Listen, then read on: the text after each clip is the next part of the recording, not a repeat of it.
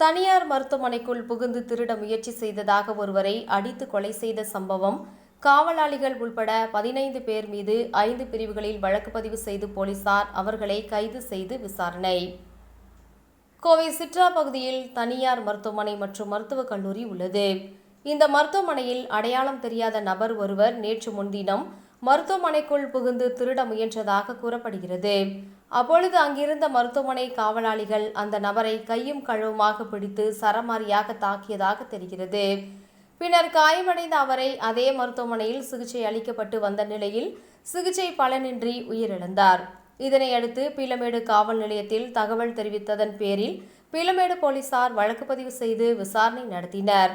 முதற்கட்ட விசாரணையில் இறந்தவர் காந்திமான் நகர் பகுதியைச் சேர்ந்த ராஜா என்ற மணி என்பவரும் ஏற்கனவே குற்ற வழக்கில் கைதாகி ஜாமீனில் வெளிவந்ததும் தெரியவந்துள்ளது. இதனையடுத்து பீளமேடு காவல் நிலையத்தில் ராஜாவின் மனைவி சுகன்யா புகார் அளித்துள்ளார். புகாரின் பேரில் 5 பிரிவுகளில் வழக்கு பதிவு செய்த போலீசார் காவலாளி உள்பட 15 பேர் மீது வழக்கு பதிவு செய்து கைது செய்தனர்.